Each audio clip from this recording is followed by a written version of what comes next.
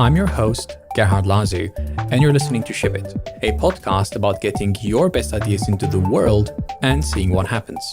We talk about code, ops, infrastructure, and the people that make it happen. Yes, we focus on the people because they drive everything else. This is my first set of interviews from KubeCon Cloud Native Con North America 2021. Thank you, Katie Minders, for our changelog invite. I spoke with William Morgan, and he shares with us some of the finer Linkerd details, such as the underlying security theme, why native Kubernetes objects instead of more CRDs, and meeting team members in person.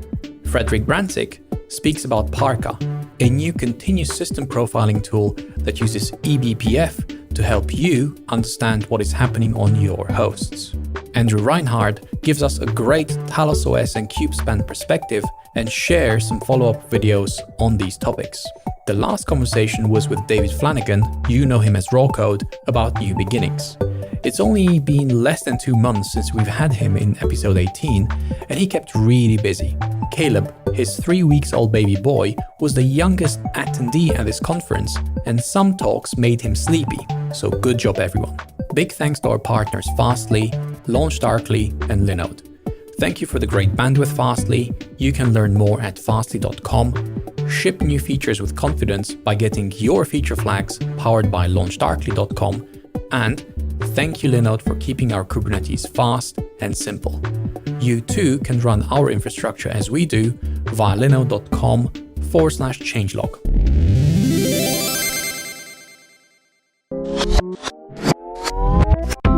What's up, shippers? This episode is brought to you by our friends at Fly. Fly lets you deploy your apps and databases close to your users. In minutes, you can run your Ruby, Go, Node, Dino, Python, or Elixir app and databases all over the world. No ops required. Fly's vision is that all apps should run close to their users. They have generous free tiers for most services, so you can easily prove to yourself and your team that the Fly platform has everything you need to run your app globally. Learn more at fly.io/changelog and check out the speedrun in their excellent docs. Again, fly.io/changelog or check the show notes for links. We are going to ship in 3, 2, 1.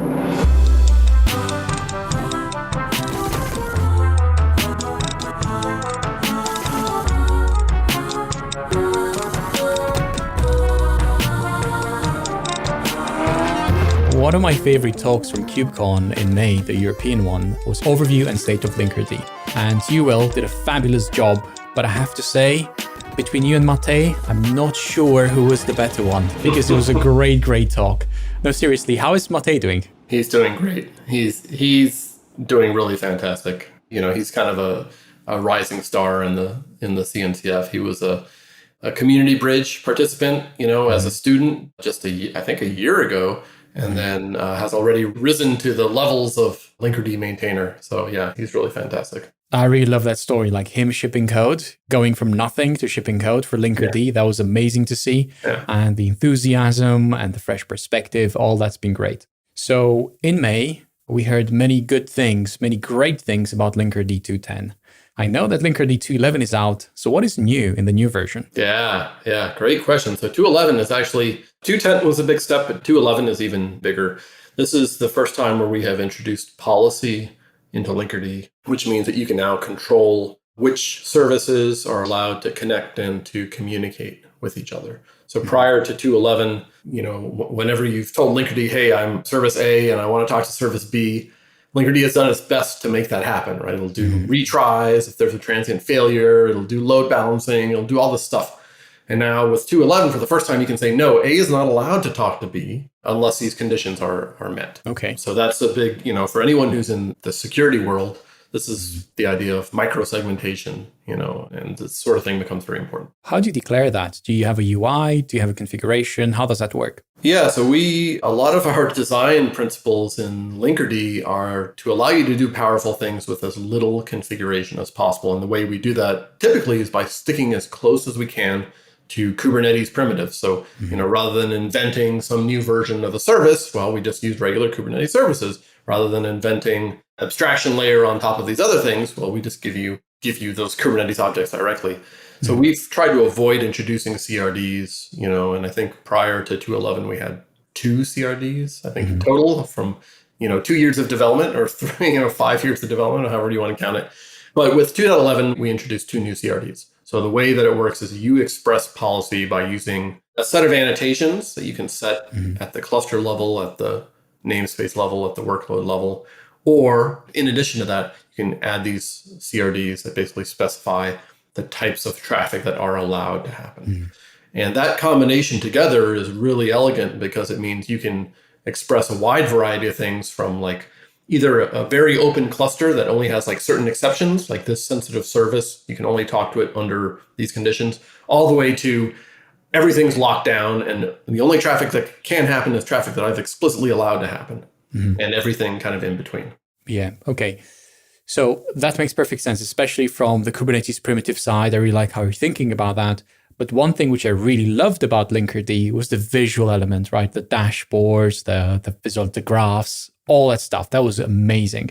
Great. So I'm wondering from that perspective, do you also allow some customization via the UI, which then gets translated to those native Kubernetes primitives? Yeah, so one thing we've never done and probably never will is allow you to create those objects through the UI. So we've always wanted the UI to be a read-only tool that allows you to understand the state of the system. But once you get into like, you're dragging a slider or you're like, pressing buttons to implement YAML, it gets very hairy very quickly. And then there's security concerns and permissions and all that stuff. So we've kept the UI totally read-only. That sounds great to me. That is a very wise decision. And I'm sure we'll come back to this later, another time, not today, but that sounds great.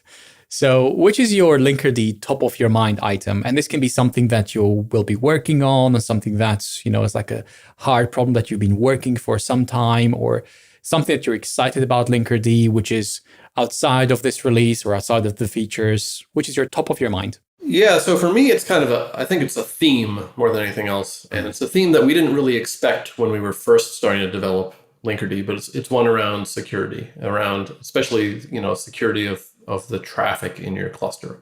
So we came into Linkerd, in the early days of the project, very reliability focused. Our background was at Twitter, and Twitter was constantly down, at least at the time. Yeah. And so, kind of our vision for what we were doing was what we're going to do. We're going to have load balancing and retries and blue-green deploys and like all these, reliability techniques. And what we learned early on was that a lot of the use, some people love that stuff, but a lot of the use of Linkerd was for mutual TLS. Why? Because people wanted to encrypt the traffic in transit. Why? Because either they have these regulatory concerns, right? Oh, well, we work with financial data and the government basically says we have to do this. Or, they just have security concerns. We're running in the cloud. We don't have any control over the network. Best practices, we should maintain confidentiality. So that was like our foray into the world of security. And that theme has continued to develop, through the policy features, in microsegmentation and onto other features, more types of policies. There's a lot more we can do in this area of how do you secure the traffic in your cluster. And it's a blossoming area because everyone, I think, is becoming a little more comfortable with Kubernetes. So the operational concerns are, I wouldn't say they're taken care of, but they're understood. And now they're in the world of, well, crap, now how do, I can run it, but how do I secure it? How do I make sure that, if one node gets hacked, that everything doesn't fall apart? Or, more likely, if someone deploys a mistake, it can't accidentally delete our user or expose, production, expose sensitive information to the outside world. So that theme has been just developing for us over the past couple of releases. And it's gratifying, not just because things like that are cool, but because people are using it and they're getting a lot of value out of it, which, it's kind of like the end goal of Linkerd. If no one's using it, then it's a little, I don't know, to me, that's a little unsatisfying. Yeah. I know that is a very big, complicated, meaty problem to tackle, which you're not going to solve in a patch release, maybe not even in the major release. It will take many, many cycles to get it right. And it's changing as well with all the new rules and regulations. I know that this is something which you are passionate about because I've seen your blog post. I've only skimmed it, the one about MTLS in Kubernetes. I intend to go back and read it properly. That's a good one. Yeah. So thank you for that. There's a lot there. My top of the mind is, can Linkerd 2.11 still do Linkerd install pipe kubectl apply-f, because that was amazing. Like you can install Linkerd in your Kubernetes with Linkerd. That just blew my mind when I first saw it. And I'm wondering, does it still work? Yep. So that still works. We've maintained that. Sweet. That's not typically the production deployment, because people are moving into repeatable deployments and Helm charts and code as config and so on, config as code. But yes, that still works. And I think that's still really important because a lot of people, believe it or not, Linkerd's been around for 6 years at this point or something. It was the first service mesh project ever. But people are still coming into it fresh-faced, like never heard of a service mesh before. I'm trying to understand this thing. I've just learned Kubernetes. So there is a big audience to Linkerd every day where you're not ready to like helm it up. Like you're just trying to play around with this thing and understand it. So yeah, that still works. How would you recommend someone that installs Linkerd in production? So this is a very nice getting started, which I find very valuable, especially when I'm trying things. I love when tools are really easy to use. And this is, in my perspective, one of the ways in which Linkerd is super easy to get started with. But how would you recommend that someone installs Linkerd in production? Yeah, so what we've seen basically is people using Helm or Terraform or like tools that allow you to do it in a programmatic and repeatable way. And I think that's probably the best practice for production. You want to be able to, especially if you're in the world of spinning up multiple clusters or starting to treat your clusters as cattle and not as pets. You want those deploys to be repeatable and you want to know exactly how things were set up when you come back to it 3 years later. So you don't want it to be in someone's terminal window that they they closed their laptop 3 years ago and then they left the company and now you're like, I wonder how this was installed. So that's the best practice. Okay. One of the things which I've seen and I quite liked, especially when it comes to some projects which can be a bit more involved to set up, is there's an operator which is just meant to install things and then you apply a thing and the operator knows how to install itself. Because then the thinking goes, the operator can also automate upgrades, which I think is an interesting proposition. Yeah. So does Linkerd have something like that, or is Linkerd thinking about something like that? It's certainly something we've discussed in the past, and I don't think there's a reason why we wouldn't do it. The easing upgrades especially is something I'd love to do. The upgrade to 2.11 is actually pretty easy, but going from 2.9 to 2.10 was painful. Some of the configs changed and stuff like that. I don't know that would have been 100% automatable, but it would have been something we could assist at least. And there's other operations too, that I think an operator would be helpful with. So yeah, we're open to it.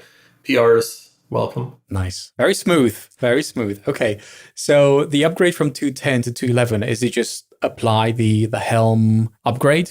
Is that all it takes? That really should be it. We didn't change. There's one or two breaking changes around the mechanics of some of the multi-cluster stuff. But yeah, the majority of 2.11 is really additive. And, which again is a theme that we try and stick to with Linkerd. So all of the policy stuff, which was a new feature, that's all built on top of all of the MTLS stuff. Right. And all that MTLS stuff is built on top of the Kubernetes primitives of service accounts and mutating, webhooks and whatever else. It just kind of compounds and you get these very nice situations where, well, the moment you install Linkerd, it's awesome that you can install it really quickly. But what's even more awesome to me is that when you install it and you mesh your pods, you actually have MTLS working out of the box there without doing any config.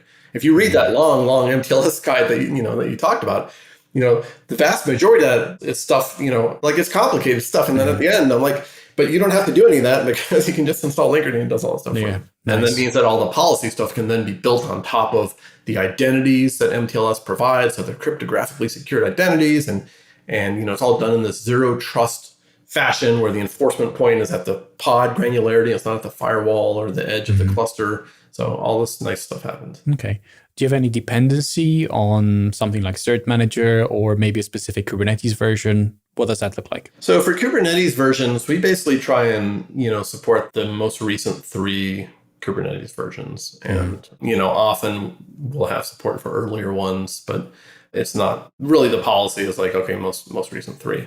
Now, if you really have to, do something with an older release, maybe we can make that work. In terms of dependencies on Cert Manager, that's not an explicit dependency, but one thing you do have to figure out when you're running Linkerd is the certificate rotation, not of the pods themselves, but of the cluster level issuer certificate. We have some docs there about have that automated with Cert Manager, or you can just remember to do it. But by default, if you run that Linkerd install command, that generates that certificate that's only valid for a year. So you have a year then to figure out, okay, here's how I'm going to rotate it. Right. That's a good one. Yeah, that actually catches quite a few people. They don't think about that.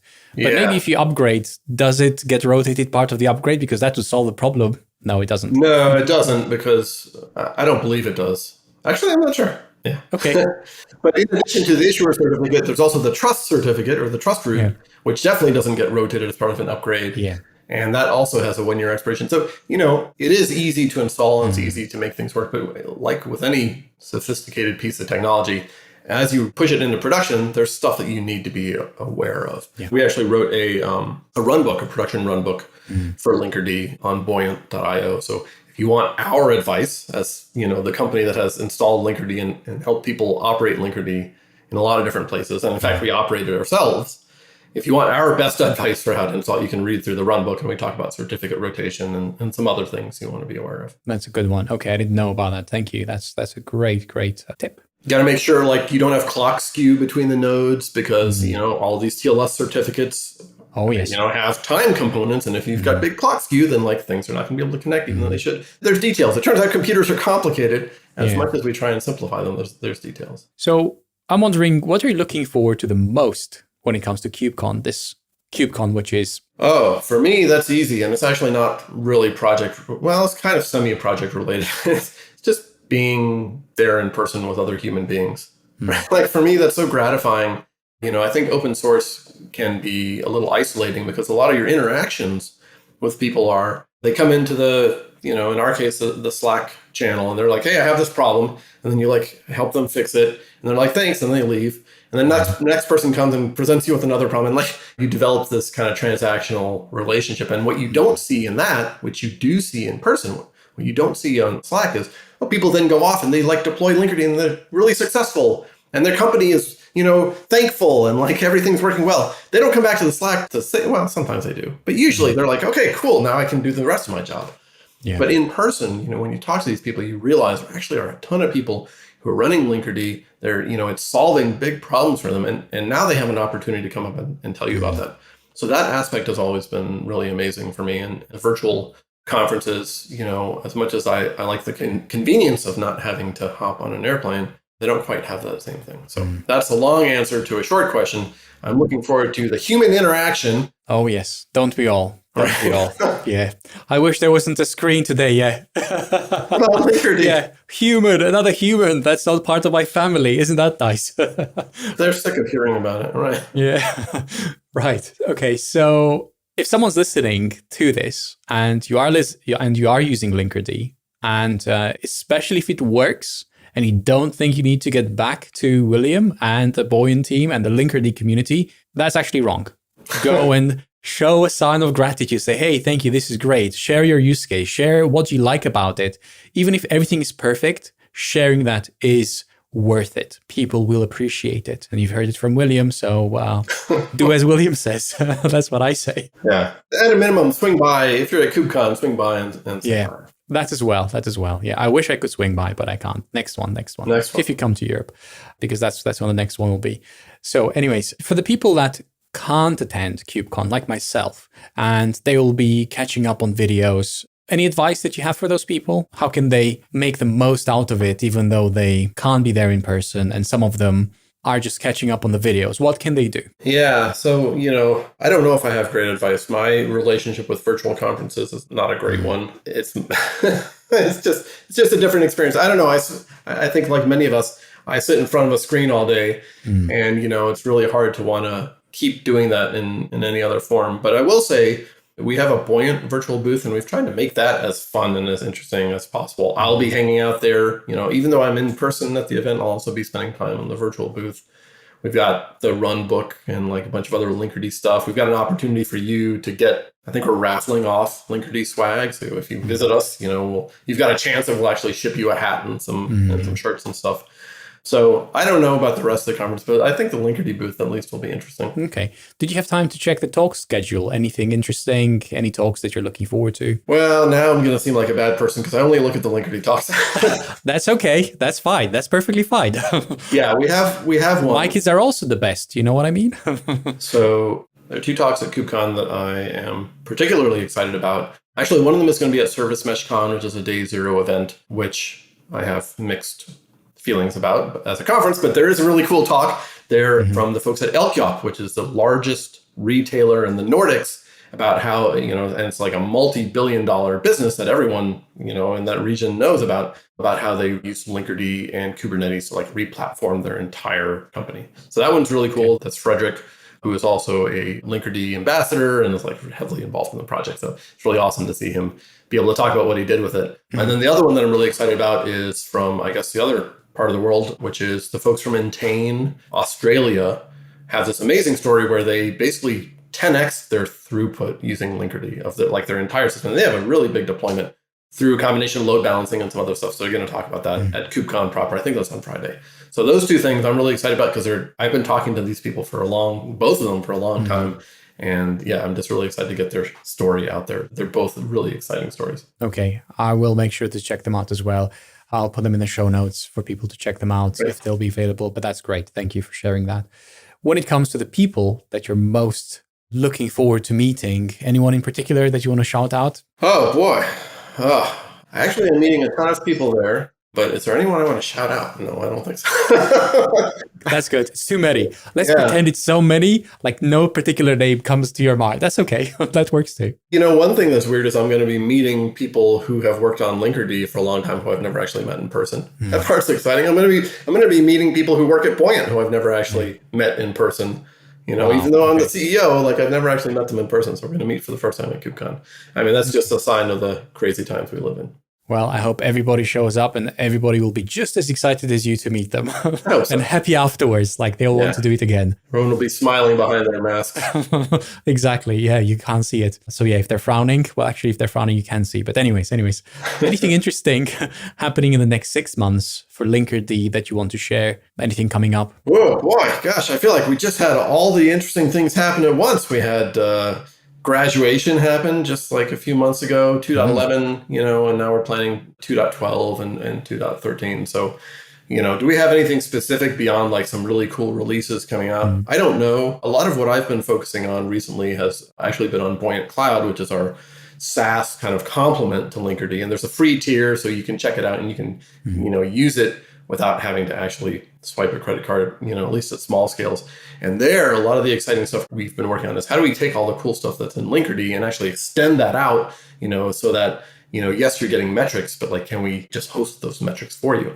Yes, you're getting data about which services are talking to which ones. Can we draw that in a nice topology map for you? Yes, you're getting MTLS. Can we break down that traffic into these different categories? So there's a lot of cool stuff happening on the Buoyant Cloud side. But yeah, I think for Linkerd, a couple more releases. We're going to keep going down the path of policy. The other big thing we want to focus on is mesh expansion, which means running the data plane, the proxies themselves, which are these ultralight Rust proxies, running them outside of Kubernetes. Control plane is still going to be in Kubernetes, but that way you can extend your mesh out to VMs or to non-Kubernetes environments. Apparently people run code outside of Kubernetes, or so I hear. So... There's a world outside of Kubernetes. Yes. Sometimes right. For me, it's hard to believe as well. It's scary. William, this has been everything I imagined it would be. Thank you very much for making the time. It's been my pleasure. Thank you. It's been an absolute pleasure to be here. Thank you for having me.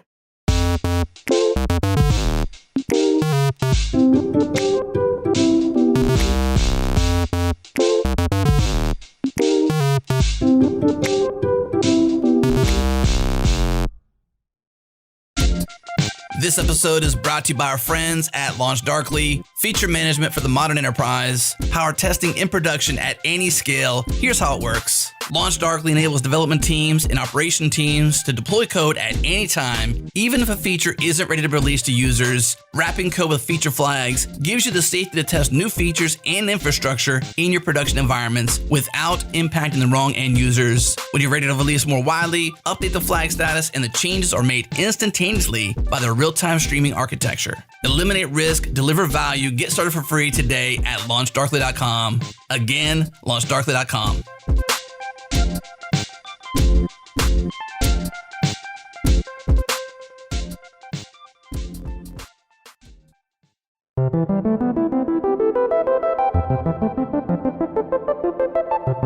So the first and the last time that we spoke, it was 2 KubeCons ago. That's how I measure it. And I say KubeCons, I mean KubeCon North America. That was changelog episode 375. We had a discussion with the Prometheus core maintainers, and you were one of them. And that was 2019, as I mentioned. So what is new with you, Frederic, since then? So yeah, actually, since 2019, a lot has happened. So I guess I can go chronologically from that point onwards. So in 2019, I did give a keynote at KubeCon in Barcelona. So that was the other KubeCon that was happening that year, about the future of observability. That was together with Tom, who I believe you spoke to at the same KubeCon as well. So we were talking about a couple of predictions that we felt like were going to happen to the observability space. And one of my predictions was that I felt like continuous profiling was going to establish itself as a area within observability. And for that keynote, I had put together a proof of concept that I very creatively called conprof, continuous profiling, and got some traction, but I never really had enough time to work on it beyond the proof of concept. And yeah, I guess just at some point, the pandemic probably had some part in it. Like half a year into the pandemic, I felt like there still wasn't enough being done in that space, I felt. And so I thought to myself, it's kind of now or never. And I, end of last year, decided to make it my full-time job. And I founded Polar Signals. I guess kind of because of the history of when I worked at CoreOS and we got acquired by Red Hat, I had quite a lot of interest from investors pretty much immediately. But at the same time, I didn't feel like we had explored the space enough to, take on VC money immediately and, raise money that we wouldn't know what to do with. I guess that's just me personally, the kind of person I am. I wanted to understand what I would do with money if we raised it. And so I would like to stop you there because this is really important. And I don't think listeners know this. Having looked at what you're about, it's not enough to observe, you have to understand. So I think this understanding runs very deep for you. And I can see the connection to you have to understand, you have to really know what you're doing. And I would like to connect these two dots because they're important and they will keep coming back. But please carry on. Yeah, thank you for making that point. I think I know where you're going. So we started the company, and a really good friend from CoreOS times, Thor Hansen, he, many years ago at a GopherCon, he told me, if you ever start a company, I want to be the first person to work with you. And he kept his word. In November 2020, he joined Polar Signals. And since then, a couple more people have joined. And in February of this year, we launched a private invite-only beta of our product for continuous profiling. And I guess we should talk a little bit about what continuous profiling is. So essentially, profiling itself has been around ever since programming has, right? When we did our research, we found it had gone back at least to the 60s and 70s, because everybody, as soon as they started programming, needed to understand what was happening with the code that they had been writing, right? What was using the CPU time? And even, especially in the 60s and 70s, it was so much more precious to have CPU time, right? And so profiling has been around for a while. There had been kind of two problems with it. One was, for the longest time, profiling was incredibly expensive to do in production. You would only do it to specific processes at a certain,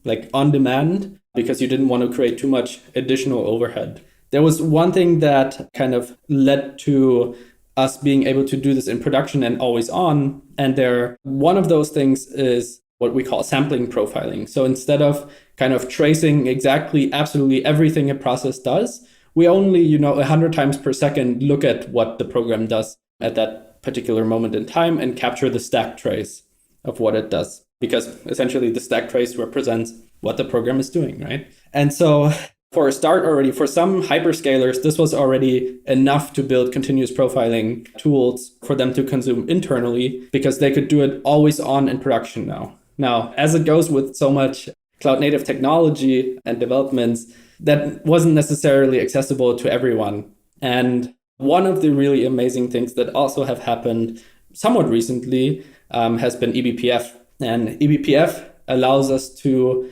capture this data at an even lower overhead because we can already capture it in the form that we are going to consume it afterwards. We don't need to use some pre-baked format that may have a ton of information that we don't need, a ton of detail we don't need.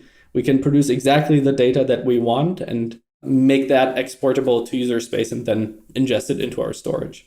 So that was definitely also a really big part of what created a movement. But kind of, this doesn't really have to do with overhead. There's also another aspect, which is just kind of Kubernetes unifying the observability space in a way. And I think we might have talked about this in our last session, actually. The way that Prometheus also and Kubernetes have kind of standardized a lot of terms in our industry, it just makes us all speak the same language.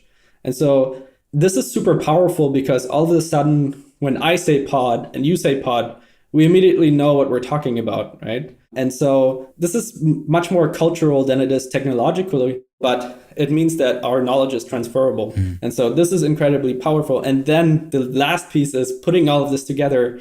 eBPF with Kubernetes now allows us to automatically discover all of the containers that are running in our infrastructure and be able to look at all the CPU time that is being consumed in our infrastructure at once. And the reason why this is so powerful is because all of a sudden we can now say this stack trace in this binary is what's causing 20% of our CPU time. If we optimize this stack trace away, we're now saving 20% of CPU time in our infrastructure. That's huge, right? Think of the banks, automotive companies, any company that has a large cloud bill, right? They can save millions of dollars with these kinds of measurements. It's just the reality is they can't do these measurements today. And it doesn't really matter. And it doesn't really matter what language you're using, right? Because everything runs as a pod. It doesn't matter whether it's Java, whether it's Go, whether it's Erlang. It really doesn't matter. The point being is you run this agent on your Kubernetes worker node where all these pods are being scheduled. And you can see out of the pods which are being scheduled, out of the containers which are running within those pods, which are the ones that consume the most CPU. And I imagine this goes beyond CPU. It goes to memory, disk operations, network operations, I operations, all that nice, important stuff that the kernel knows about. And it presents you via eBPF in a way that makes sense to you. And it doesn't matter what language is making that call, whether you have a serverless framework, it really doesn't matter. It's really powerful. I like the way you're thinking about this. So I was going to ask you, Parca.dev is the thing that you're opening up to the world at this KubeCon. And I was going to ask you, why do you need Parca? But I think the answer is to cost optimize. But maybe there's something more to it. First of all, I think, and we said this in our announcement as well, I think just the people that we are and the company that we're building, I think we needed to have an open source piece to be ourselves, So even if there wasn't anything else, that would probably already would have been enough of an argument for us. But I think more importantly, continuous profiling is, even though there are now several vendors, several projects out there, in the only 1 year that Polar Signals has existed, right? Like there are several companies that have sprung up, several vendors that have created products, but it's still a really young space and is still not very well understood. And so in a way, the open source project is also about democratizing this for the community and educating the community about continuous profiling, so that when we talk about continuous profiling, hopefully in a year or two, everyone understands it, like when I say distributed tracing. So if I understand correctly, it's your need to understand what the system does And the itch that you're scratching is you wanting to understand what is happening on those nodes. So that's why you did it. As simple as that. Absolutely. I love that. I love that. The backstory actually goes a little bit further than where I started. The reason why I even went into putting together that proof of concept with Conprof was because I read a paper by Google where they described these methodologies, right? How they used these kind of methods to cut down on infrastructure cost every quarter by multiple percentage points, right? And I was just amazed by that for several reasons. One, I just wanted to have this tool while I was working on Prometheus, right? And the other one was I had worked on Prometheus. At least I thought to myself, I think I know a thing or two about working with data over time, right? And so I think that's kind of what ultimately created the circumstances of me wanting to create a tool like this. So I got the tool up and running in seconds. Right. Like that just shows how easy it is to get started. This was just local. I didn't want to venture in our production Kubernetes cluster because I have something else in mind for that. But in a few seconds, I could access the UI. I could see the CPU time. And the UI, what surprised me, is it's better than the first Prometheus UI that I remember. And I think the secret to this is your coffee machine. So let me explain. Okay, let me explain. So this is what's going on in my mind. When I first heard of Parca a few weeks back, I checked it out and it was looking good, but it wasn't as polished as it is today. Just in a matter of a few weeks, I was astounded by how fast you're iterating on it. And I think that it's your new coffee machine. Is that it? What's the secret? I would say it has a part in it. Okay.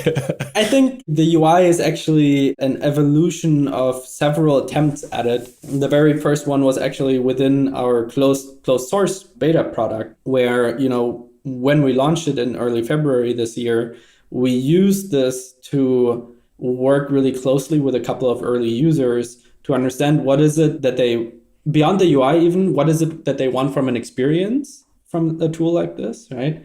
But then also, of course, also with us ourselves using this software, how do we want to use it? And so I think there's so much dogfooding that was going on from basically day one, because it's a tool that we built for ourselves. We wanted to put that work into it, right? What do you use the tool for? This is really interesting. I love this story. I mean, there's a theme here. Every great product dog foods itself, and the developers and the product and the entire team that works on it uses it on a daily basis, understands the shortcomings and fixes them, maybe before even users see those problems. I think there's a theme here. But how do you use Parca for Parca? This question and the answer fascinates me. Yeah, so actually, this is a cool topic that I think we even want to run blog post series about, because I think there are just so many aspects to this that I would love to talk about. Can we have a short answer?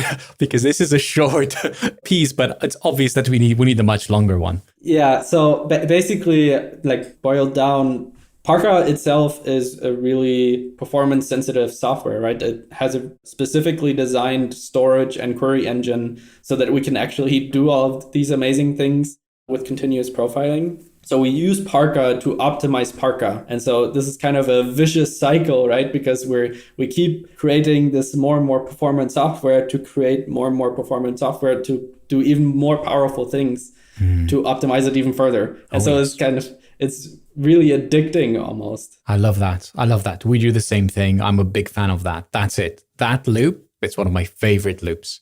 Amazing. So just to switch gears a little bit and think about the KubeCon and what's going to happen this week, what are you looking forward the most at this KubeCon? Is there something that you're looking forward to? I think, of course, this probably reflects my own interests quite a lot and what we do with Parca as well. But I'm really excited about how the eBPF space is evolving into more of a production-ready state, if that makes sense.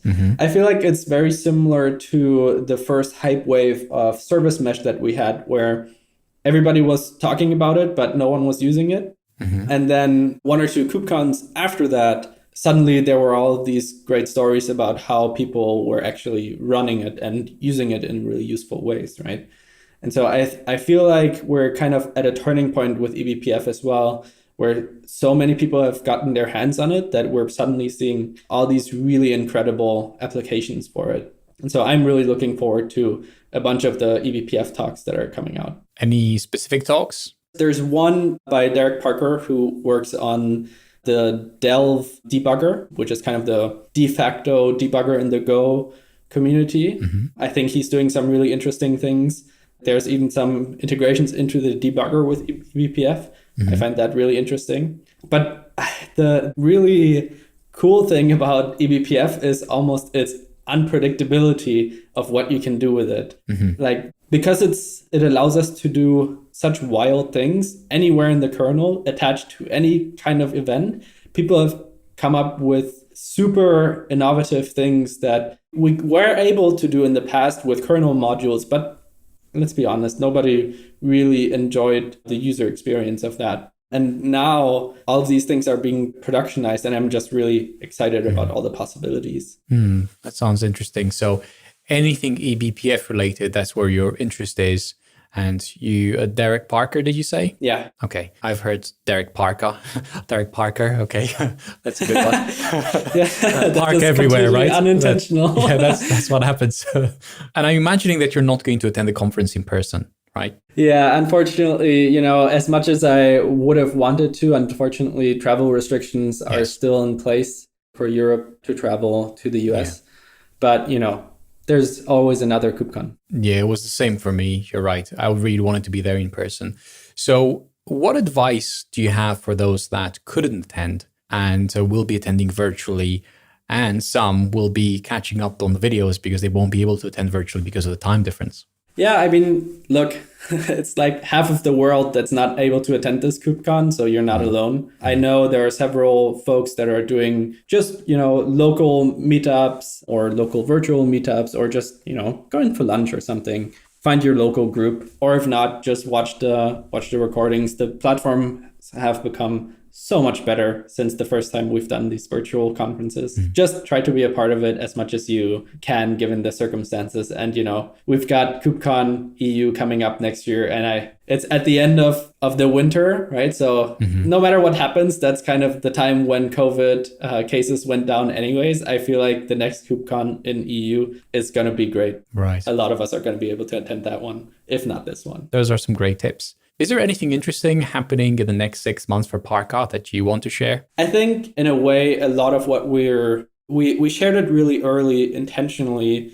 to understand what the community also wants from a project like this. Like, we intentionally did not immediately release multiple types of visualizations, or we didn't immediately go all in on a query language or stuff like that. We do think these things are on the horizon, but it's just so much, you're going to create something so much better when you work with a community and talk to a lot of people. It's just like creating any product, but we just feel like we owe it to the open source community, because really the open source community has made us who we are today. And so if we can give back a little bit of that, then we've achieved our goal, Wow, that's amazing. I wish everybody thought like that. And I think most people think like that in the CNCF space. And it just goes to show, that's it. This right here is the reason why the CNCF is as successful, because people think like you do. It's amazing to see that. The one thing which I would like to do as we are wrapping this up is I want to congratulate you on the hiring page, which I think is a baseline for others to follow. It's simple, it's to the point, it's inviting. It makes me want to find out more. And that is saying a lot. So I would like to congratulate you once again, well done for striking such a great balance. And I'm sure that it's so simple because a lot of thinking went into it and a lot of refinement. And again, I'm seeing a trend here, which I really like. That's been great to see. Thank you. Thank you.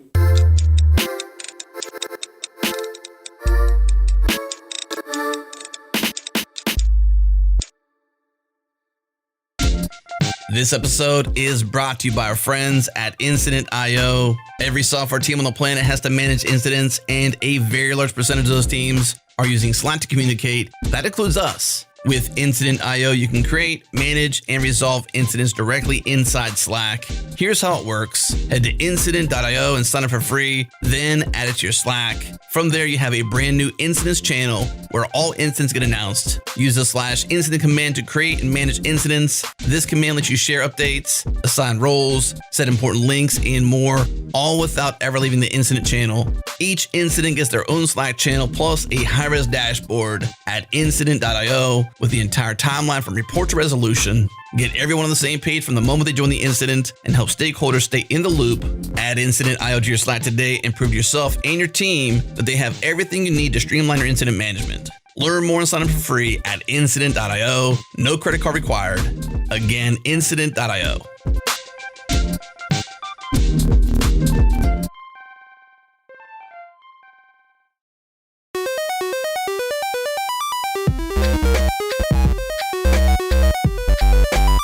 So the first time that I've heard about Cozy was at KubeCon EU in May. And in that Cozy talk, Andrew and Stephen did an amazing job.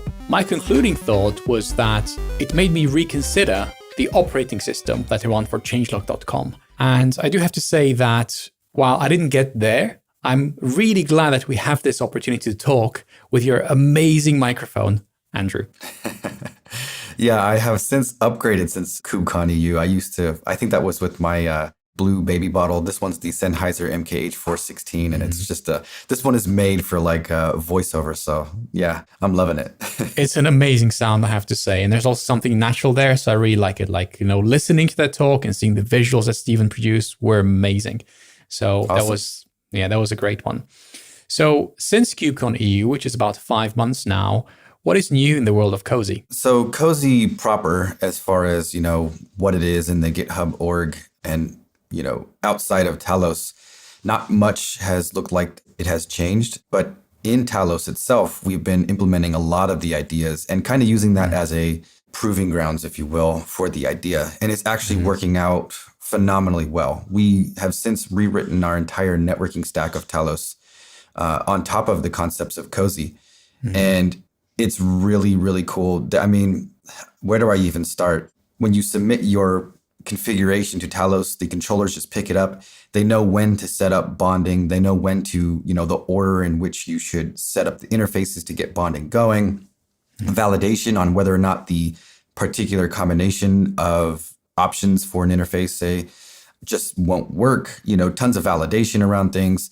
We've since launched a product called Kubespan, which we could probably get into more later, but it's basically a way to do automated WireGuard. And in Talos, all you really do is just, you set up 2 little configuration, you set them enabled true or something to that effect.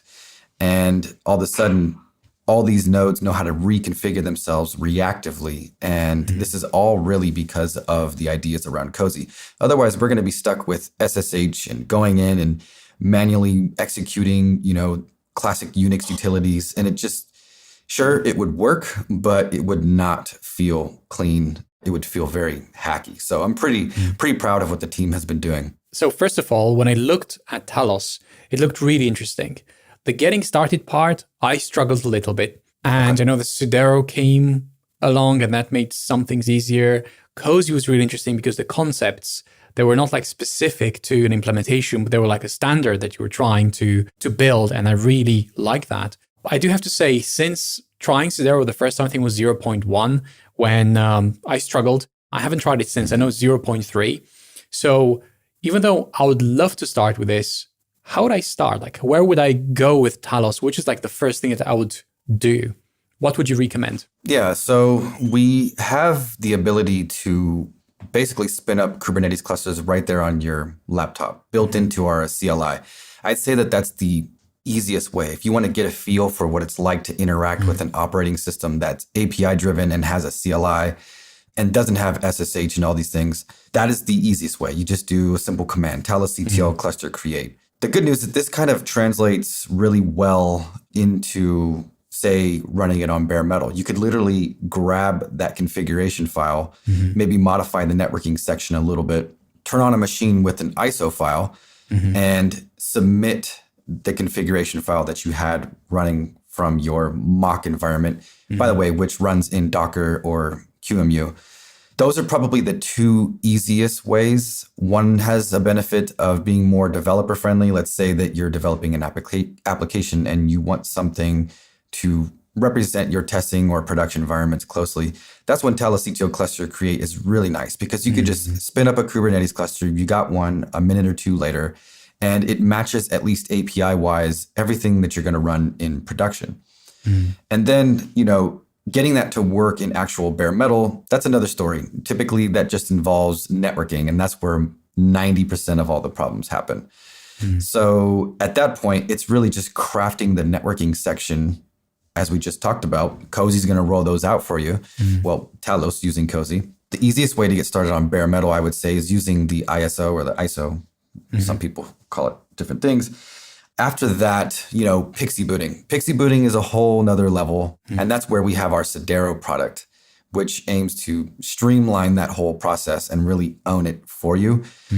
But that's the natural progression that I would go towards. Of course, you have the cloud in there somewhere. And right after that's where they diverge, right when you're talking about using the ISO or not. In the clouds, it's a little bit different. You have to have some image that's been uploaded, and all of our documentation goes through how to upload the image.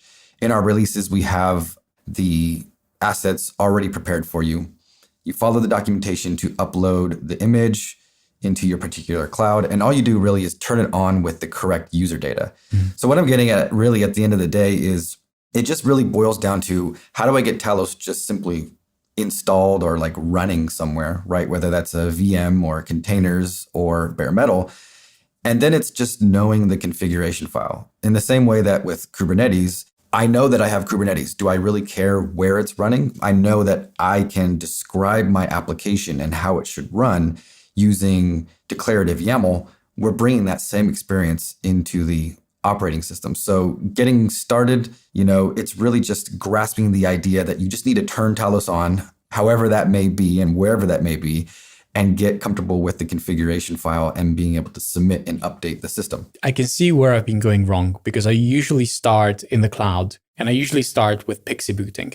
And I think that is possibly the hardest way. So if you start there without knowing the lay of the land, you went like in extreme mode. So good luck trying to figure all those things out. And I think this was actually even before Cozy, like 6 months ago, 9 months ago, somewhere around there. And I know that you've made strides since then, and things are clearer, things are better, as you would expect. So I think that I know what I'm going to do next. And for someone that doesn't even run Docker locally, I just like everything in the cloud, because if it's on my machine, well, how do I know that it will run in the cloud? But I know that Talos makes it slightly different, even though most things it runs locally, but it will not work the same in the cloud. And that's always like a friction. I want to touch on that because I actually think that that's really important to point out. And that's actually a huge motivating factor around Talos, was because I was managing Kubernetes clusters, and, the first place that I was doing this, we were debating, should we do this with bare metal? Can we run CoreOS? Well, typically we run CentOS, but we're also running, this up in AWS. And I wanted this consistency story. And then we also had our developers that are saying, hey, I want to be able to actually spin this up on my local laptop and not depend on anything that you guys have set up. Even though we went to great lengths to give them testing environments, they still ended up just creating their own. And so Talos is really beautiful in that sense, because it's literally the same image that runs right there on your laptop can be rolled out to anywhere. Raspberry Pis, the cloud, bare metal, anywhere that you can imagine. And the experience is going to be consistent, more or less. Obviously, when you're running in containers, you have the element of the kernel being the host operating system's kernel and networking and stuff like that. But that's minor, right? Those are things that you can kind of craft after the fact. I feel that you've shared the secret with us, at least with me. And now I know what I need to do next. So thank you very much for that. Of course. The next thing which I'm thinking about is, why would someone want to pick Talos over, let's say, Debian or Ubuntu? What would you say to them? Yeah, so this is a question that we usually get. One of the main reasons that you really would consider Talos over, like you said, something like Debian, is because these things simply come with way too much at the end of the day. They come with package managers. They come with an extra set of packages that you simply don't need if all you're concerned with is running Kubernetes. In some cases, you even have to do upgrades of the nodes for things completely unrelated for the purposes of running Kubernetes. And this is just unnecessary. to put it simply, right? So the first point is the minimalism that you're going to get with Talos. It's only about 50 megabytes. At the end of the day, you're going to get something extremely small comparative to everything else out there. You're going to get no package manager. We don't even have SSH or bash, right? And the reason why we did things like that is, or why we removed those, was because if you've ever operated Kubernetes at any scale, right, you found yourself constantly duplicating work. You had to manage users, you had to manage hardening, you had to manage automation, but at two different layers. You had Kubernetes itself that you have to worry about, and then at the operating system itself. And so the whole goal with Talos is to just remove that node element entirely so that you can focus on just the cluster. We like to tell people that we want them to look at the cluster as one giant machine, and the nodes simply as more compute to that. So it's just more CPU and RAM to a bigger machine. We can't really look at it like that if we have to concern ourselves with who's logging on there, what have they changed, permissions, automating it. Just this overhead simply should go away. And that's first and foremost one of the reasons why you should consider Talos. And secondly, we have a really strong security emphasis. We recently just went through a whole exercise of actually securing our supply chain. So now everything's completely reproducible. You can get all of the, checksums and make sure that you're actually running the intended version of Talos. The file system is read-only. As I mentioned, Talos is only 50 megabytes. What I didn't mention is that it's delivered as a Squash FS, which is only read-only, and there is no other way to run it. It is also completely ephemeral. Now, Kubernetes, of course, needs places to write things, and there's only one place in Talos that's writable. It's /var, at least writable in the sense that it's going to be persisted across reboots. Of course, we have /temp and things like that, but that is completely ephemeral, and only Talos uses those places. And so you're going to get a much more hardened experience. You're going to get people you're going to completely eliminate the possibility of people going on there and making a node a snowflake. It's really just Kubernetes that can change.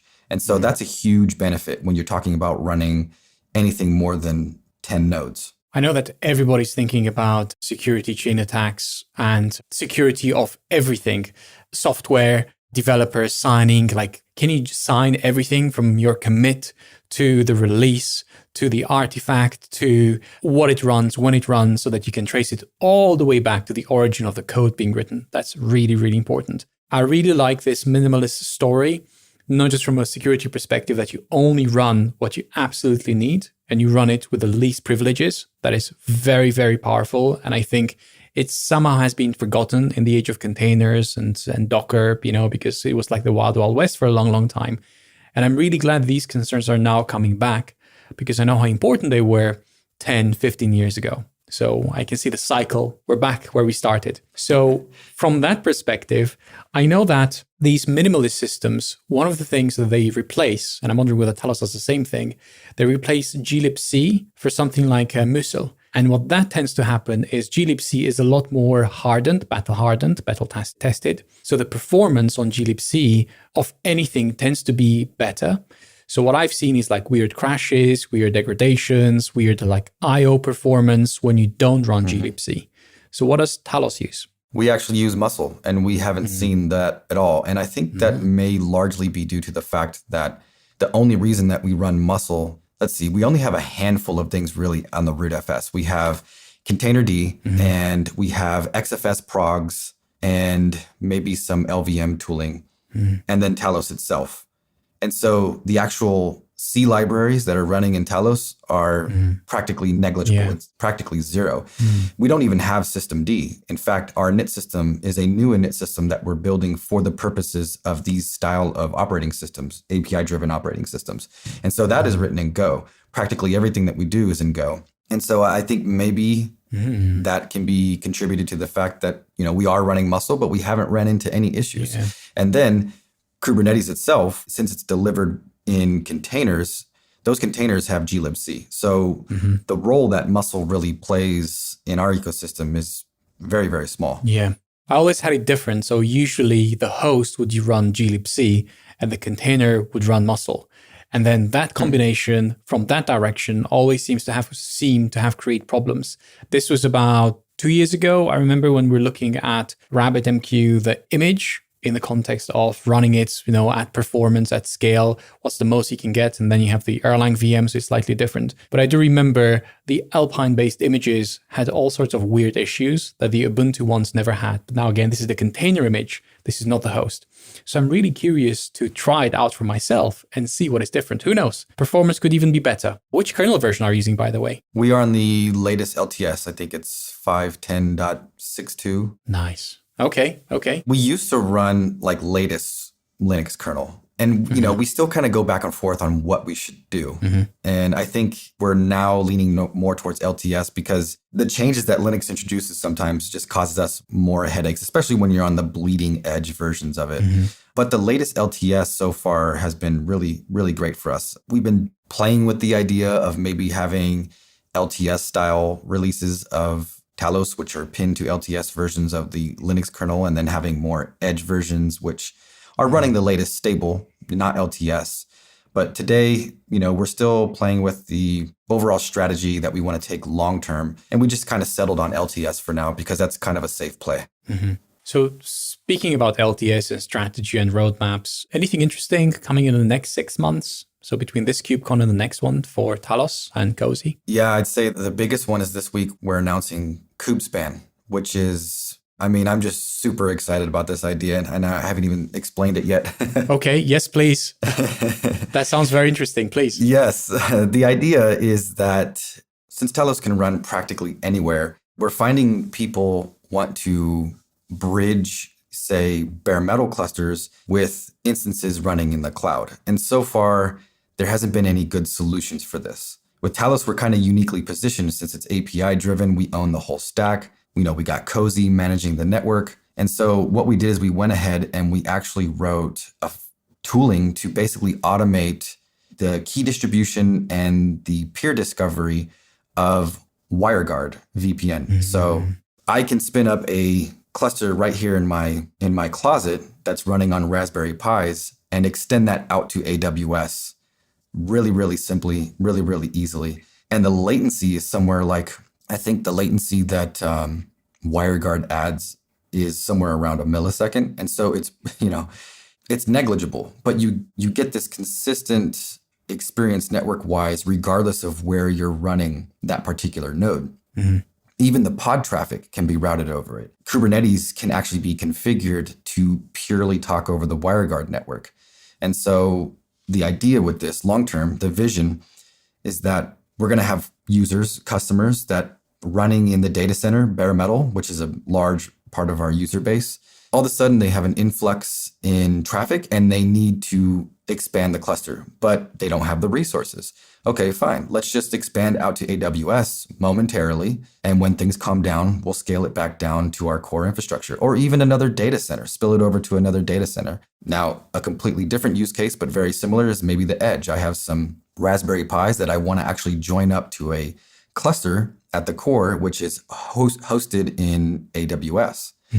But maybe these Raspberry Pis are running in shipping trucks and they have, intermittent network connectivity. That's kind of troublesome when you're talking about running the Kubernetes control plane. But a worker, it can kind of go in and out. And, I think the story there could be better on the Kubernetes side. But at least using WireGuard, as soon as they get any kind of networking, whether it's, some Wi-Fi when they pull up to a store or mobile data, they can join the cluster with WireGuard and everything just seems as if they're right there on the same network. That's really interesting. So let me see if I understood this correctly. You're saying that you can scale out your Kubernetes clusters on demand, wherever, whether it's your closet or whether it's on the data center or the cloud. You can maintain the same privacy of the network.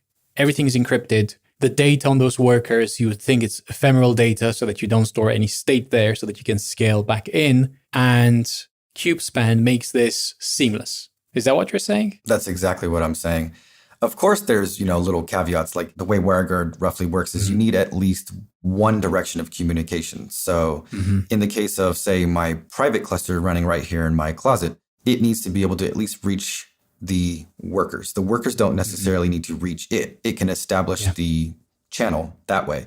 And so there are some, limitations within the system you can find in the documentation, stuff over my head when it comes to networking. Something around cones and NATs and stuff. Is it IPv4 or IPv6? What network does it lay down? Or dual stack? Either. Wow. Okay. Yeah. I want to try it out. I want to try out how it actually works. It's pretty neat. In fact, one of our engineers, he just created a video of him just spinning up Talos right there in Kimu, right there on his laptop, and then joined an AWS Graviton instance to it. So wow, okay. It's pretty neat. I'm super excited about it. I will put a link in the show notes because that sounds like something which I would want to try out. That sounds amazing. Okay. So shifting focus a little bit towards KubeCon and what's happening this week. First of all, will you be attending in person? I will. I can't wait. You will. Okay. Amazing. What are you most looking forward to? Meeting people, let me guess. I just want to see another human. That's exactly what it comes down to. Okay. Actually, that is true. But more specifically, the thing that I'm really looking forward to is meeting everybody that works at Sidera Labs. We've been fully remote for 2 years now. I think I've only met a couple people that are currently at the company. And I just can't wait for us all to get together and just have a dinner, go to the bar, whatever. Just have a good time and actually not have to worry about seeing each other over pixelated streams and audio issues. So just seeing another human is going to be really nice, and especially meeting everybody that's a part of the company. Wow. So this is 2 out of 3 people, actually both people that go to KubeCon in person, you and William Morgan. You're both looking forward to the same thing. William Morgan from Linkerd, from Buoyant, he was saying the same thing, like meeting the rest of his company, meeting the community, and meeting another human being. Like he's really looking forward to that. So, okay, I think everybody's on the same page. And I have to say that those that couldn't make it in person, myself including, we wish we could be there. But by the time EU comes along, I'm sure things will be easier. And then next year, for the next KubeCon North America, I hope to be there in person and meet all the great people that, KubeCon is so big, like you can never meet everybody that you want to, but at least there will be fewer people this year. So it'll be a bit better for meeting in person. Yeah. And, speaking of EU, we will be there as well too. So, maybe we could see each other then. Amazing. Okay. Yes. Tick. So what advice do you have for the people that can't attend the conference in person? Anything that you recommend to them? Nothing I think that you're not going to get from the CNCF as far as their recommendations go. Attend the virtual booths. I would say join the CNCF Slack. That was really fun when I did KubeCon EU, just talking to people and just all kinds of random channels. That was a blast. It did a decent job of giving me that, camaraderie that I wanted, that you're looking for when you go to KubeCon. So I'd say you should sign up for that immediately. Okay. And what about the people that want to do catch-up videos? Because, for example, it may be too late in the night for them and they can't, be up all hours. Anything you would tell them? Set aside enough time because there are a lot of really cool things, and just try to prioritize and, because you're not going to get through all of them. Figure out the ones that probably are most applicable to you, things you're most excited about, and, just have fun watching them. Speaking about that, which talks are you excited about? Anything in particular? I've noticed my taste has changed ever since I've become into a role where I'm playing more of a management role and business role.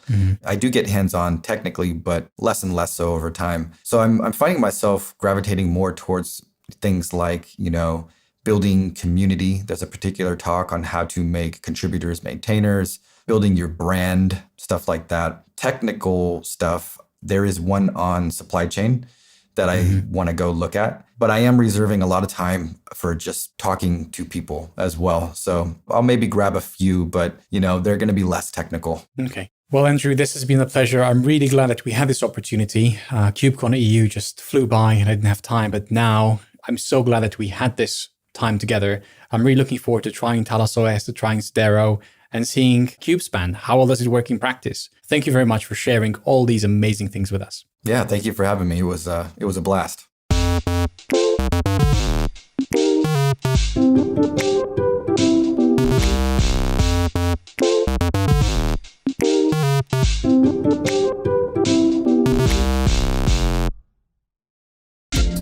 This This episode is brought to you by our friends at Raygun. Have you ever wondered how users are really experiencing your software? When you unlock real user insights, you'll be able to identify and resolve front-end performance issues and ensure your application is consistently delivering superior experiences. Raygun will deliver a daily performance summary to keep your finger on the pulse of your website with an overview of your slowest pages, core web vitals, user sessions, and user satisfaction. This gets sent straight to your inbox or Slack channel of your choice. Join thousands of performance-focused, customer-centric software teams who use Raygun every single day to deliver flawless experiences to their customers. Again, raygun.com.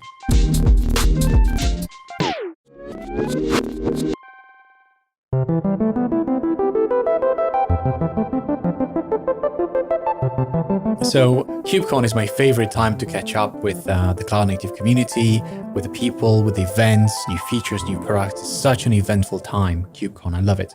But also new beginnings. So we only spoke, was it like a month ago? It wasn't that long. Episode 18. Yes, it was around 4 or 5 weeks ago, I think it was. And you have been really busy in this 1 month, right? So tell us about it. What happened in the last month? Well, we brought a new person into this world, which has been rather time consuming. So I can't remember if we spoke about this during the last one, but my wife was pregnant, and now we have a beautiful baby boy who's entered this world. His name is Caleb. He is 2 weeks and 5 days old. And because that wasn't enough change in a short period of time for me, I also decided, you know what, screw it, let's change jobs as well. So the last time we spoke, I was working Equinix Metal, and I am now a developer advocate for Pulumi. So I think that this is going to be my favorite announcement from this KubeCon, which is the newest and youngest member of the cloud native community, Caleb. He's 2 weeks, 3 weeks? 2 weeks, 5 days, yeah. Wow, I don't think there's a younger member of the cloud native community. So 2 weeks, and 5 days, you said. That's just crazy. So, okay. Well, he will be watching some of the KubeCon festivities and talks remotely with me, as obviously in the UK, we are travel banned until November 1st. So I will be participating as much as I can through my laptop and through the video material. And I'm sure Caleb will be throwing up on me for a good few of those sessions. Or falling asleep, I would like to think, right? Like during those boring sessions. No, not boring. Boring to him, obviously. He'll be like, Kubernetes what? He'll just like fall asleep, like spiffy this and spiffy that. Yeah, that sounds like a nice nursery rhyme. So anyways, I just thought about this. This is maybe the best strategy to shift your body clock, the West Coast time zone, without actually traveling, right? Because a new baby will keep you awake through the night, so you can watch all the talks and you'll be awake. So I haven't thought about this, but this is genius, David. Yeah, I'm not exactly clocking in, my regular 7 or 8 hours sleep at all. So, why not spend some of those times awake catching up with some great cloud native material and stuff like that? Yeah, it'll be good. And of course, it's KubeCon, so it's been remote for the last 4 editions. I think that this is the 4th remote one since the pandemic. Yeah. So, the hallway track on Slack and Discords and Twitter is always very active. Yeah. So there's always something to keep you company during those late nights. So which is your process of joining remote KubeCons? Tell me about it. And then I can share you my process and see how it compares to yours. How do you do it? Well, I wish I could say I was really methodological about it, and I knew exactly what talks I was going to watch each day, but I don't. I really just kind of show up and log into the platform and see what's happening then and there. I definitely watch a lot of it after KubeCon, so that I can do the 2x on YouTube. I am very guilty of 2xing a lot of these sessions and slowing down as required, but I do try to catch a few things live as much as possible, and it's really just, especially with having a young one right now, my method is going to be slightly different from previous KubeCons. So I'm really just taking it day by day. We're on a day 0 event right now. I'm logging on. I'm going, okay, I've got 40 minutes. What can I catch right now? And just trying to do as much as I can at the moment. But it's not as well planned as I would expect. I'm sure you've got it down to the letter, right? You must know exactly every session you're going to check out. Yeah, something like that. So I try to drop in all of them. I'm making use of 3 monitors plus an iPad. I have a picture from the last KubeCon that I attended. And then I just watch 3 sessions and I mute and I just pick one, listen for a few minutes, then switch to another one. And that's how I just consume 3 at the same time. And then when something is, it's interesting, but maybe there's something more interesting, I just switch to another one. So, but I can consume 3 as that's my max. I think 4 will be a bit challenging. When it comes to the sessions, like I don't pick them like ahead of time because the titles and descriptions can be misleading. I try to drop in on them as you would do, and then I just pick and choose, but I try to drop on all 3 of them, which is impossible if you're in person.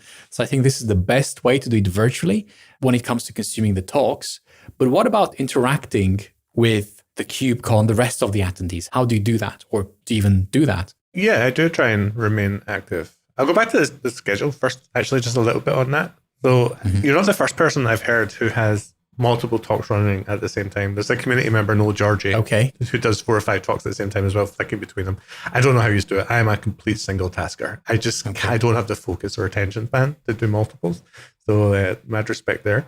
But I'm always following the operations track closely this KubeCon, as I was the chair of that track. I helped select all of the talks that you're going to see. Oh, wow. I didn't know that. Yeah, I don't think I've actually told anyone. I didn't even really talk about it on Twitter either, but I did share that. That's amazing.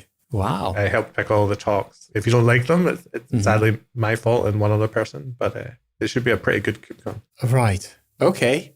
Well, then that means that you know all the talks that are, well, not all the talk, like you have a good idea of the talks, of what are coming, the themes, the speakers. That's amazing. Anything that you would recommend in particular, something that resonated with you from that track? Yeah, I think my bias definitely helped towards some of the selection. I've got a affinity for GitOps and infrastructure as code. So there's a lot of really good sessions that feature on using Argo for deployment. We talked about that last time. I think we're both fans of the project, and we're just seeing more and more sessions submitted on Argo every single year. And it's just because of the demand. People want to be able to do this automated GitOps style-based deployment. So you'll see a lot of sessions there, a lot of sessions on infrastructure as code with Terraform and Crossplane, really popular this year. We've seen a lot of submissions talking about Crossplane, which was great to see. And of course, there's a few Pulumi sessions in there from some of my teammates, my new teammate Pulumi as well. I see. Okay. So when it comes to GitOps, Flux or Argo, what do you think? Oh, I'm so on the fence. I actually use both. I really love the simplicity of Flux. It just seems to work, but I love the Argo UI and I wish I could merge them together somehow. When we spoke previously, I mentioned that Flux are working on a UI. It's still super early. I don't recommend people use it yet. There are many bugs, but I do tend to use Flux, but I'm getting more familiar and comfortable using Argo. I think the challenge I found with Argo is the custom resources are slightly more complicated, especially when you have to adopt the app of apps model, which is an app to deploy an app, which has sub apps. And I haven't really got my head around that completely. I'm not as fluent with it as I am with Flux, but I definitely think both tools are really great. I don't think you can go wrong with using either. I think it comes down to just whatever one you've used first, whatever one you're comfortable with. Yeah, both great projects. Yeah, so it's a matter of trying them, I suppose, and see what works for you. That's one of my favorites. Well, we got this announcement, was it 2 years ago? Maybe you'll remember, but the team, was it Intuit, I think, were the original creators of Argo, and Flux came out of WeWorks, and they had this big joint announcement where they said they were going to consolidate both the tools to give us one GitOps tool to rule them all, and it was going to be called the GitOps Toolkit. It never really happened, and now we're back to this divergence era where we have multiple tools kind of trying to fulfill the same thing. So yeah, 2019. I was actually there at that KubeCon and I was so excited. That was also the North America one. And I would like to dig more into that to see why that happened. I didn't get the chance to speak to the Flux team. They're like on my list. They really are, but it's like, too many things happening. But the day will come. There's a GitOps Days. I think there's like a summit coming or like next week, I believe. Maybe. I can't remember exactly. Yeah, something like that. Like it's happening as well. And that will be an interesting one to watch. But I would really like to understand what happened there with Flux and Argo and what are the strengths and the weaknesses of one versus the other. The UI, that's like a good one. I do have to say, even though I have tried Argo, I haven't tried Flux.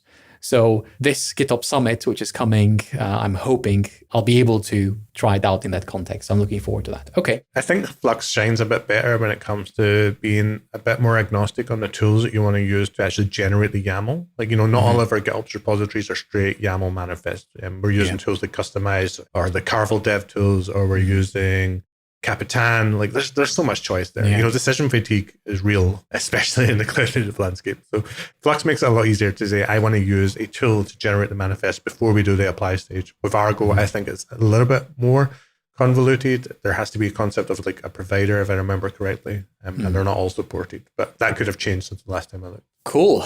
Okay. I definitely have to follow up on that. So thank you for that. Thank you. I really appreciate it. In the context of KubeCon coming back, so there's the operations track. Any other track that you're excited about? All of them. I think I'm in a really unfortunate position, which you probably are as well, is that, we need to really stay on top of a lot of this, as well as our day jobs. And we have our extracurricular activities where we need to be knowledgeable in a lot of these domains. So I really am watching all of the tracks as much as possible and 2xing all the talks on YouTube. But anything to do with continuous integration and delivery is something that I'm really keen on following talks with. Infrastructure of code, structured infrastructure as code, of course. Yeah. Definitely loving tools that are doing this. And one of the reasons I joined Pulumi is just because it directly is everything I love doing with platforms, which is taking the primitive tools that we have, like Flux and Argo and Kubernetes and cloud providers, and being able to give developers a platform to deploy their applications. And my interest, Pulumi's interest are just the same there. So infrastructure as code, continuous integration, continuous delivery,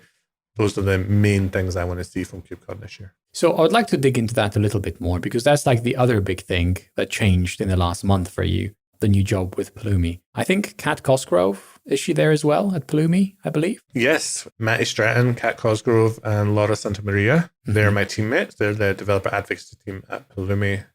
And I'm joining in with some great people there, definitely. Yeah, a big shout out to them. That was the first thing which I wanted to do. And the second thing is ask you, as I asked you before, why Pulumi specifically? Why Pulumi? Could you see this one coming? Tell me, Emil. Like, let's be honest. Did you see this one coming? Of course. Okay. I always look back at my career, and I've always worked for relatively small shops. Every time I write a line of code, I've always been responsible for the deployment to production. I've never had that throw over the wall scenario. Because of silence. So, infrastructure as code and continuous integration and deployment, these are just things that I've always had to do. I've never been able to dodge that bullet, unfortunately. So, I think I cut my teeth like the rest of us using Terraform and HCL. And I think Terraform is a fantastic tool. No one's ever going to say otherwise, right? But there has some really rough edges when it comes to programmatically defining some elements of it, like nodes in a cluster or doing loops or conditionals. These things get a little bit tricky because of the constraints of the HCL language. Now, I know with Terraform 0.10, they started to bring in some of these primitives, but these primitives already exist in high-level programming languages, which is where Pulumi shines. It comes in and says, well, you can just define your resource graph using the language that you're familiar with. I'm a big fan of Go. I'm a big fan of TypeScript. They're both options available to me. But Pulumi also supports any of the .NET languages. It supports Python, and I'm sure there's other things coming, and there's some really cool announcements that I managed to sneakily find out just yesterday coming at KubeCon. So there's just all these languages that already have loops, conditionals, the ability to provide a single function. This is my favorite thing in Pulumi, right? Sorry, I'm going a little bit scatterbrained here, but being able to say, I want a Kubernetes cluster on GCP, and I want different node pools that look like this, and I want a load balancer, and I want some applications deployed to that cluster as part of the bootstrap process. Now, I could do that as a HCL Terraform module, but as a TypeScript Pulumi application, I can actually make that a function call, publish it to NPM, and then anyone can pull that in. You can literally do NPM install raw code, MySuper Kubernetes cluster package, call that function as many times as you want, get all these clusters with everything encapsulated in that way. And I just think that is a superpower. And I think, once you see that and you start to use that approach, looking at more abstractions like HCL or YAML, you're just like, why? Why am I constraining myself to the opinions and the subjective nature of other people that think that's the best way to do it when my experience may be slightly different? And programming languages are the best way to encapsulate that knowledge. So this is really interesting from multiple perspectives. I see a couple of products, tools, however you want to call them, enter this space in recent months. One which is top of my mind, which is, by the way, an episode that's going to ship, I think, this week. I mean, by the time you're listening, it'll be like a few weeks back, Dagger. And I really like how they're making use of Q and BuildKit. So Q as a language to define these things sounds really interesting. So I'm wondering, how does Q compare to HCL and Pulumi? Pulumi in the case of Pulumi being like the actual programming language, versus something like Crossplane, which is supposed to be your control cluster, which then you define your compositions and there's something else which they call I forget, compositions, and it's not an abstraction. Do you remember what it is? There's a composition in Crossplane. Yeah, the XRDs. So you can actually have a single resource that then creates multiple sub-resources below it. So Yes. I think they do call them compositions or XRDs. Is the Yeah. And there's like another name. So there's like two things. Like the compositions are like the things that you combine them in. But they have these providers. They interact with all the ISs. You can declare your YAML. So you declare your GK cluster right in Google and just like makes it happen and all the other things that you want within that IaaS. And it works across IaaSs. So I'm wondering, how does Pulumi compare to Crossplane? Let's start with that. And how does Pulumi compare with Dagger, which is using Q rather than a programming language? And Q, I mean, it is kind of programming language, but it's more like a data language. That's the way I see it. And I know that you know a bit more about Q with Brian Kettleson. You have Q blocks. Yeah, Brian Kettleson and I are the creators and maintainers of Q blocks. So we're both huge fans of Q. We think it's just a great language for defining schema, applying constraints, and even doing some basic comprehensions and mathematics within it. So it's not Turing complete programming language, but they are starting to add more query APIs and other things to bring it in line with some of that. So I really like Dagger. I have done an episode with Solomon on Rockwood Live where we dug into Dagger and we did some deployments. And I think it's a really good tool. I love seeing Q used in this way. It's very similar to Terraform in the regards of that you have to have something that understands the abstract form, the HCL, the YAML, or even the Q, which is just compiling down to YAML at the end of the day anyway. So you're still constrained in that you can't do a lot of conditional logic. Loop logic does exist in Q, and you can do some things like that. But then modifying things within the loop gets a little bit difficult because you've only got access to the iterator count and things like that. So, it depends on your use case. But I think Dagger is great and that they're moving beyond into like where boundary is as well. I'm not sure if you're familiar with HashiCorp's boundary, but it's like that second step. It's like, okay, we provide the platform or the infrastructure, but what about the applications that then belong and live on that application? And that's where boundary comes in. Fulfilling the continuous delivery component of your application. And Dagger can move right into that and provides like a single interface to all of it, which I think is really, really cool. But the constraints are still there, very similar to HCL. Crossplane things get really interesting. Crossplane still has defined, you're still constrained by YAML. Like you can only say so much that's not programming. So you're not going to be able to provide a function that does a thing, but you can provide a composite resource that does a thing. What I really love about Crossplane is that continuous reconciliation. This is something that Pulumi doesn't do yet. That's one of the first things I want to change. Like I'm going to be into Pulumi and I'm going to be like, we need to get into this space. We have to control the actual reconciliation and not just the client-side reconciliation. So I think Crossplane is killing it there. I don't think any other product is as good as Crossplane in that regards. The fact that I can have that controller running in my Kubernetes cluster, if I delete an S3 bucket, it's going to be recreated. Now, of course, there are things that can happen there that are bad. It could be data in an S3 bucket, and I may have to build workflows onto it to restore from a backup. These are not things that really happen yet, but Crossplane is going to slide right into that, and I know they are because they're a great team. Crossplane is great. Got a reconciliation loop, Kubernetes event model. It's going to be a lot familiar to people, and they're going to be really happy with that approach. I want to see Pulumi do more of that, control the execution of Pulumi and not just have it client side. And Dagger is great. Solomon and the team are fantastic, but it's not a programming language, but you can still do some really cool things with Q. Yeah. I think where Dagger is really going to excel is that something that's difficult to do with Terraform and even difficult to do with Crossplane is that you have to have the provider first. Dagger's made it really easy to provide really superficial providers by just taking the queue and saying, this is what I need to do with this code. It's a very small amount of Go. There's not a lot of boilerplate. And I think we'll see a lot of adoption because of that. But hopefully Pulumi is in a well-positioned place to try and help on both of those fronts as well. The other tool that I've seen take a similar approach is CDK from Amazon, where you get to declare your infrastructure using a higher level language. TypeScript, I know that's something which is pushed at Amazon, which it makes sense with CDK. I've used it briefly. It was okay, way better than using the YAML alternative. That was like the most horrible YAML I've seen in my life, where you get to do like inc, which is the function, and you get two arguments, which are defined like in an array, and then you get an operation, which, you capture the result, and then you reuse that result as a variable. That was horrible, and all defined in YAML. That was crazy. That was the craziest YAML I've seen.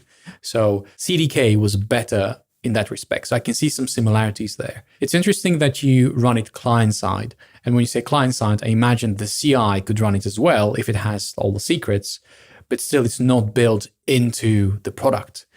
So that's interesting. Maybe there's a Pulumi cloud. I don't know. I don't know enough about Pulumi is what I'm getting at. And also what I'm getting at is I would like to find out more. So you know what the follow-up is, right? Yeah. CDK is a really cool tool, and it's very similar to Pulumi. It doesn't have the provider support and doesn't support the Terraform providers out of the box, kind of like what Pulumi tries to do with their generators. The CDK is awesome. And I think what really excels here is that Pulumi and CDK shine when you're using TypeScript. I think it's such a great language for infrastructure as code because it's strictly typed. You can have interfaces that you can define for the different properties that you need to get out to expose output variables. You're just using the export keyword. Like all of these things TypeScript is just great. I think if you haven't tried to do any infrastructure as code using TypeScript with CDK or Pulumi, you should just go try it. It's so cool. And the way that the Node ecosystem in TypeScript allows you to pass functions around, or they're first class. They can be exported, they can be renamed, they can be bound, they can be higher order. You can pass functions within the functions. Yeah. The flexibility there is phenomenal. So I encourage everyone to try TypeScript first before going to any of the other languages. But not you. Your Go, right? I do most of my Pulumi in TypeScript. I have started doing it in Go, and it's not as nice. The error checking all of the time is still very present in Pulumi Go. So I do stick to TypeScript, actually. Yeah. When I was working at Equinix Metal, I handled all of the Tinkerbell CI/CD infrastructure using Pulumi with Go, and it was super painful. I actually opened an issue going, please let me do this in TypeScript. Okay. And how did that go? Is it still open, the issue? We closed the issue and left it in Go just because the work was done. Right. But TypeScript, because of first-class function support, high-order functions, being able to pass them around, being able to publish it to NPM, there's just so many convenience factors there. That ecosystem is great. Dependencies in Go, I mean, does anyone love them?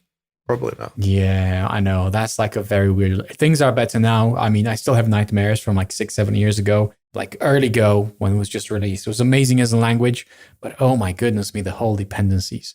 It's just like, and it was like I keep forgetting, there was like all these tools which were being invented, which were like half working and mostly not working. I even forget like the names of those tools, and they were like so annoying. They were trying to be helpful. They were trying to address the pain, but I think they were causing even more pain in the process. So I remember that. That's actually a good point. Yeah, we used to vendor everything and commit them to our own Git repositories, which was terrible. And then we had that semi-official dep, which just magically disappeared because GoMod came out with 110, 111, I think it was. And it's been better, I've got to say. But since more projects are now running GoMod, my life is easier, but still definitely challenging. Okay. So as we are getting close to wrapping this up, I have one more thought which I want to share with you. And it's more like a question, really. What happens with raw code? Oh, that's not stopping. I've been taking a nice break, spent time with my family for the last couple of weeks. But Raw Code Live will be back in anger in November, and with just more. The cloud native ecosystem is not standing still. There are still many, many projects out there. I think what we will see changing in Raw Code is, I'll probably move away from just high level introductions to all these tools. It's great having the founder there and just showing people how to get started, but I really want to get into use case specific stuff. So I've been talking to more people in the community and going, what are you actually doing with this tool? What problem is it solving for you? So that we can show people not just the getting started guides from all these projects, but here's a real use case that this organization has, and here's what they're doing with this tool to give people a bit more inspiration, hopefully remove some of that cognitive, what did I call it earlier? Fatigue, decision fatigue. We want to try and remove some of this. Like if you're staring there and you're like, what GitOps tool do I use? Or which CNI do I use? Like, okay, what is your use case? Is it similar to this organization? So this one, and here's the one they use and how they're getting on and what they're doing. So yeah, you'll see more use case driven stuff in the next few months. That's really exciting because I'm thinking exactly the same way.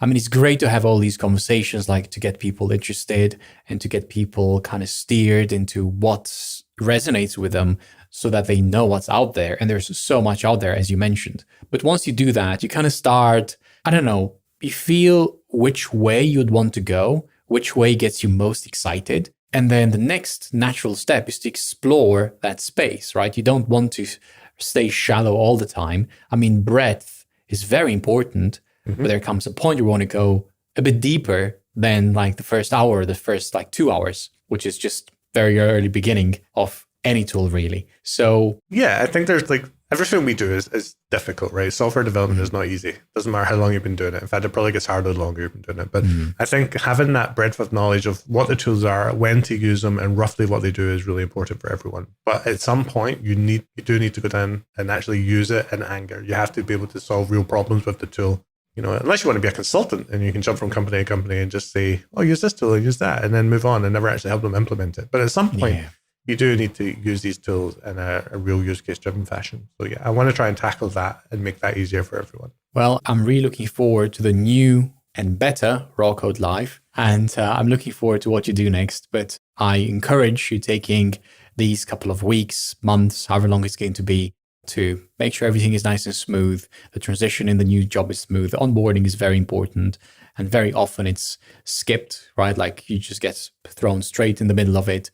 And that can be okay. And like, it's not always bad, but sometimes it's better to just like go slower, go smoother, take the lay of the land and enjoy it, because we keep moving too fast through things, don't we? I feel it's like an acceleration of the next thing, and not enough time on enjoying or appreciating the present. I couldn't agree more. I'd definitely take another couple of weeks just to spend time with the family, and then I'll come back in November, hopefully do some more cool stuff. I've got big plans for Clustered, big plans for Raw Code Live, and with Pulumi being my new role, I think it's the first time in a long time that my particular interests in technology are directly aligned with the work that I'll be doing. So lots of great stuff. I'm really looking forward to that, David. Thank you very much for joining us. This was great. Thank you. Thank you for having me. It's a pleasure. Thank you for tuning into another episode of Ship It. I enjoyed making it for you. This is just one of the podcasts for developers that we ship. Go to changelog.com/master for the rest. You can join me and the rest of our community at changelog.com/community. There are no imposters in our Slack. Everyone is welcome. Huge thanks to our partners Fastly, LaunchDarkly, and Linode. Thank you Breakmaster Cylinder for all our awesome beats. That's it for this week. See you next week.